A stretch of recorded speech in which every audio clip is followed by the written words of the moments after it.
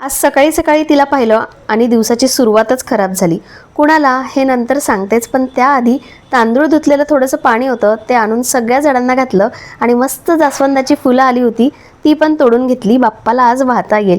त्यानंतर स्वयंपाकाची सुरुवात केली। आज कुठे या गवारचा नंबर आलाय, नाहीतर फ्रीजमध्ये माझा नंबर कधी येईल माझा नंबर कधी येईल याचीच ती वाट बघत होती।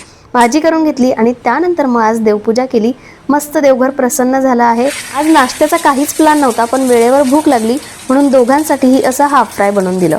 आता कोणाला बघून दिवस खराब गेला तर ही आहे ती, ही मला घाबरते आणि मी तिला घाबरते, पण मला असं वाटतं मीच तिला जास्त घाबरते। तिला बघितलं आणि मूडच गेला। मी बाल्कनीत गेली ना की ती लपते आणि माझं बाल्कनीत जाणं सुद्धा हिच्यामुळे कमी होऊन जातं। असो, संध्याकाळचा चहा झाला आणि चहाबरोबर असा हा छोटासा स्नॅक्स जो मी काल रात्रीच केला होता। रात्री आज मला ना डिनरमध्ये ॲक्च्युली डोसा बनवायचा होता आणि त्यासाठी मी बटाट्याची भाजी बनवली होती, पण मूड बदलला आणि आलू पराठा कर असं दोघांनीही सांगितलं। मग काय, सगळ्यांच्या आवडीचे आलू पराठे बनले। कितीदा खाल्ले ना तरीसुद्धा मन भरत नाही, असे गरमागरम पराठे खायला खरंच खूप मजा येते। आज दिवसाची सुरुवात जरी खराब झाली असली ना तरी शेवट एकदम मस्त झाला।